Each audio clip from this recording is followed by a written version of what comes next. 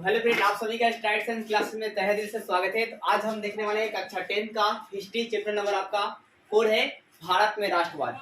कल आपको मैंने राजनीतिक कारण बताए थे और आज हम जानेंगे आर्थिक कारण के बारे में कि आर्थिक कारण क्या थे। राजनीतिक कारण आपने देखा किस तरह ब्रिटिश सरकार ने अनेकों प्रकार के जो नियम कानून लगाए थे और आप कहे भारतीय को जो है दिक्कत पहुंचा रही थी, तो भारतीय ने उसके बदले क्या किया कि राष्ट्रवाद की भावना को जन्म दे दी है।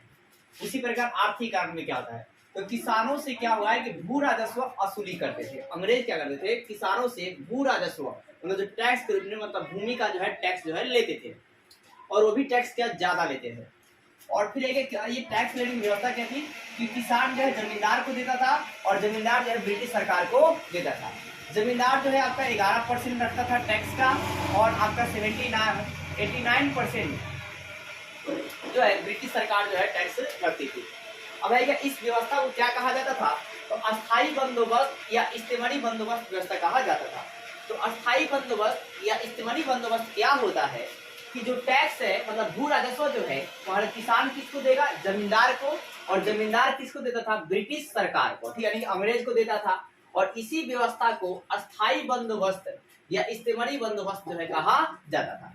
और इस अस्थायी बंदोबस्त या इस्तेमारी बंदोबस्त को सबसे पहले कहाँ लागू किया गया, तो बंगाल में, उसके बाद बिहार में, उसके बाद उड़ीसा में, उसके बाद बनारस में। और ये कब लागू किया गया, 22 मार्च 1793 को। कब लागू किया था, 22 मार्च 1793 को लागू किया गया था।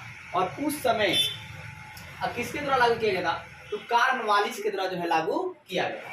तो अस्थायी बंदोबस्त कौन लागू किए थे, कार्नवालिस जो है लागू किए थे। और फिर आपका है क्या कि ब्रिटिश सरकार ने क्या किया कि जो नगदी फसल थी जैसे नील कपास गन्ना, इस पर टैक्स क्या किया, बढ़ा दिया। ठीक है, कर क्या कर दिया, बढ़ा दिया।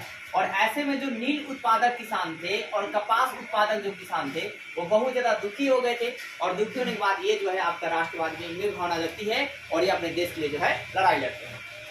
फिर भारत में बने जो कपड़े होते हैं उस पर कई प्रकार के जो है प्रतिबंध, कई प्रकार के टैक्स जो लगा देता है। लेकिन जो ब्रिटिश मशीन से सामान बनकर इंग्लैंड से जो आता था, आयात होता था, उस पर किसी भी प्रकार के जो है प्रतिबंध क्या था, नहीं था। मतलब इंडिया के जो सामान है उस पर टैक्स लगेंगे और जो इंग्लैंड से सामान आ रहा है उस पर जो है कोई जो टैक्स जो है नहीं लगता था।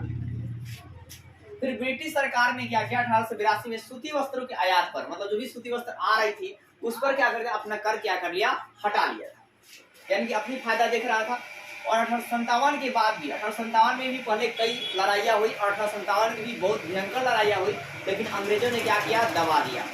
और 1857 के जो मतलब क्रांतियाँ हुई थी उसमें आपका है कि क्रांति का जो तत्कालिक कारण था वो आपके मतलब कारतूस था।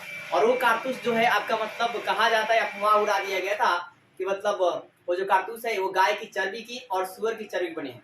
तो गाय की चर्बी जो कारतूस थे वो आपके मुस्लिम हिंदू संप्रदाय को दे दिए गए थे और आपका मतलब जो सुअर की चर्बी है वो मुस्लिम संप्रदाय को दिया गया था, ऐसा अफवाह फैला दिया। फिर आपको आटा जो होता है उस आटे में भी इसका चूरन जो है डाला गया था, ऐसे अफवाह फैल गई।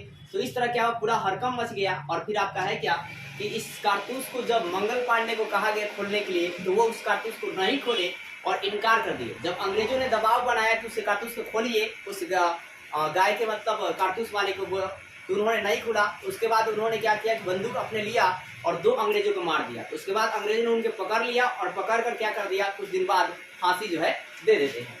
तो 1857 में इसके बाद जो विद्रोह बहुत ज्यादा भयंकर हो जाती है। और लास्ट में आपका है क्या कि बहादुर शाह द्वितीय की जो है एक पत्नी थी, उनकी जो बेगम थी, उनकी बेगम जो अंग्रेजों से मिल जाती है और वो पकड़ा जाते हैं हुमायूं के मकबरा के पास। और वहाँ पे जो है उनकी मतलब आगे चलकर उनको रंगून भेज दिया जाता है और फिर वहाँ पे जो है उनकी मृत्यु हो जाती है।